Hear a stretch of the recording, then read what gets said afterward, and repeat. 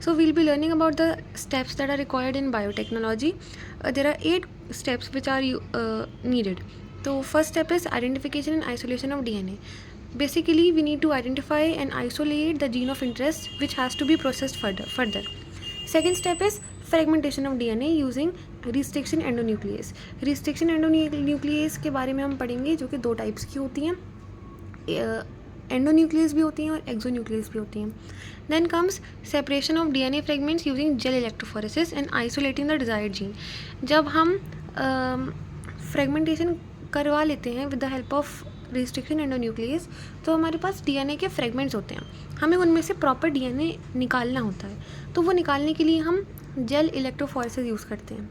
Then comes multiple copies यानी amplification of desired gene using PCR इसलिए use करते हैं कि अगर हमने डीएनए आइसोलेट कर ही लिया है इतनी मेहनत से, तो लेट अस मेक कॉपीज़ कि हम मल्टीपल चीज़ें उसके साथ परफॉर्म कर पाएँ.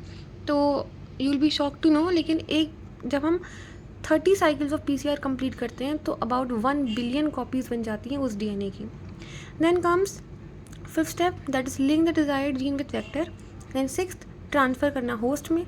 7 culture the host in large amount, जिसे हम बायोरिएक्टर बोलते हैं. नाउ डाउनस्ट्रीम प्रोसेसिंग प्रोडक्ट यानी प्रोडक्ट का isolation and marketing. We will be learning about all these steps in detail.